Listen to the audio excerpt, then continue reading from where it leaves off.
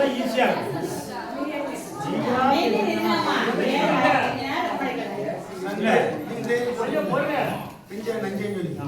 மேல்பகுதி வந்து நஞ்சை, அதுல வந்து பெரும்பாலும் வீடே இல்லை.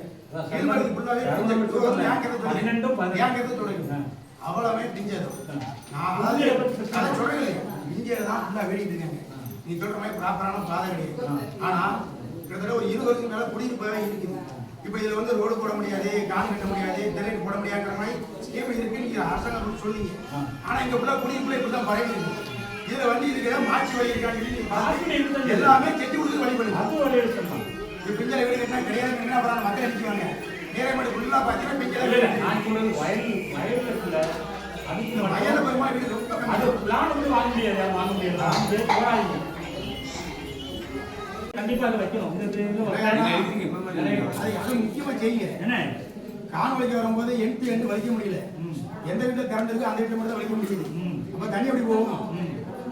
இப்போ ஒரு மாசத்துக்கு நமக்கு 1.5 லட்சம் ரூபாய் காணல் பண்ணி காரணம் 15 நாளா எடுத்துட்டாங்க. உள்ளாட வலிச்சு